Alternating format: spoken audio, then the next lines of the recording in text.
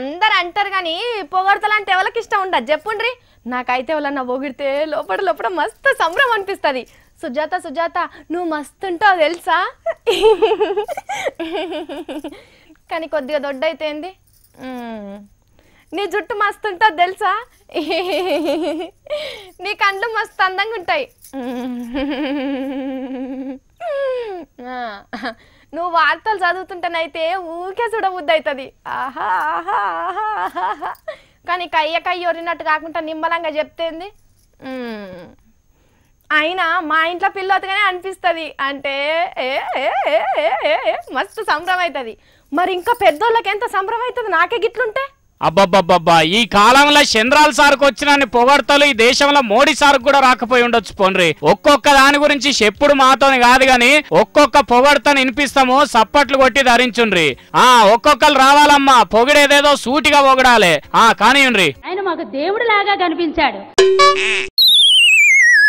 నేను ప్రతిరోజు కూడా ముందు చంద్రబాబు నాయుడు గారిని తలుచుకున్నాకే తర్వాత దేవుడికి దీపం పెట్టుకోవటం అనేది జరుగుతుందన్నమాట. మన అన్న చంద్రబాబు నాయుడు గారు నా బిడ్డలకి కూడా తరతరాలుగా ముఖ్యమంత్రిగా ఉండాలని, ఇంకా నెక్స్ట్ కూడా మా ఓట్లన్నీ కూడా సీఎం గారికి వేస్తామని చెప్తున్నాను. ఆహా, చంద్రాల సార్ ఓట్లేస్తామని చెప్పంగానే ఎంత సంబరపడుతున్నాడో. పని రాక్షసుడు కాదండి ఆయన, పని ప్రేమకుడు. 68 సంవత్సరాల వయసులో మీకు ఇంత ఎనర్జీ ఎలా వస్తుంది? ఇసోంటి పొగడతలు రోజుకోటి వినిపిస్తే ఇంకింత ఎనర్జీ వస్తుంది సారు గాని. తర్వాత ఎవరో రావాలి. అగో ఇంకేదో చెప్తున్నాడు కదా. గత 35 సంవత్సరాలుగా నేను తెలుగుదేశం కార్యకర్తగా ఉన్నాను. ఇంకేందిగా పొగడతలకు అర్థం పరమార్థం తెలిసింది. లీడర్ సాబు అవుతావు గాని పిల్లగాండ్లకు మైకి ఇక. And you will be the icon of silicon valley. అంటే ప్రపంచంలోనే నాకైతే ఇంత వాల్యుబుల్ సీఎం గారు ఎక్కడైనా ఉన్నారంటే అది మన సీఎం గారు అని. అప్పట్లో టాప్ ఎవరు లీడర్ మన ఇండియా కంటే నారా చంద్రబాబు నాయుడు గారు అని చెప్పేవాళ్ళు సార్. ఇది చాలదా అండి మనకి? అంతకన్నా మనకు కావాల్సిందే ఉందండి మన కాపు కులస్తులకి.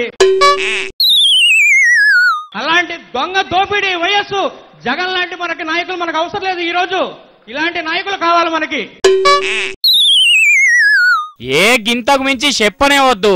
ఇగో గిసోంటి పొగడతలే వాన లెక్క పడ్డాయి అనుకో రాదుండ్రి. సర్కారు స్కాలర్షిప్లు తీసుకొని వేరే దేశంలో చదివేటోళ్ళు అంతా వచ్చి బాబు సార్ కు కృతజ్ఞతలు చెప్పుకునే సభలో ఇగో గీ తీర్ల పొగడతల ముంచిండ్రు ఏపీ సీఎం సార్ను.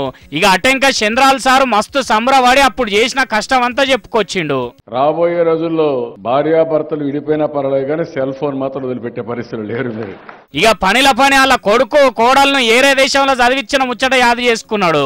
ఎన్టీ రామారావు గారు ముఖ్యమంత్రి అయిన నెలలోనే మా అబ్బాయి పుట్టాడు. నేను ముఖ్యమంత్రి అయిన తర్వాత మా గ్రాండ్ సన్ పుట్టాడు. మెరిట్ ప్రకారం చదివించాం. చాలా జాగ్రత్త తీసుకుని విదేశాలకు పంపించాం. చాలా మంది నేను చూశాను విదేశాలకు పోతే చదువుకోరు. చాలా మంది ఈ రాజకీయ నాయకుల పిల్లలు మరీ గారాభం ఎక్కువ. ఆ తర్వాత మా డాక్టర్ ఇన్లను కూడా నేను పంపించాలనుకున్నాం. శ్రద్ధ పెట్టాం. ఇద్దరు స్టాన్ఫోర్డ్ యూనివర్సిటీలో మెరిట్ ప్రకారం సీట్లు వచ్చి ఇద్దరు స్టాన్ఫోర్డ్ యూనివర్సిటీలో గ్రాడ్యుయేట్లు అయ్యారు. ఇన్నరా వాళ్ళ కొడుకు కోడల్ని ఎట్లా చదివిచ్చిండో రాష్ట్రంలో పిల్లగాళ్ళందరిని అట్లనే చదివిచ్చిండట.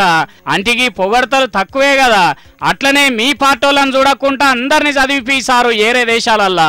వాళ్ళు అన్నట్టు ఎప్పటికీ నువ్వే ముఖ్యమంత్రిగా ఉంటావు ఆంధ్ర రాష్ట్రానికి అని అంటున్నారు ఈ మీటింగ్ కు రాలేకపోయిన వాళ్ళు.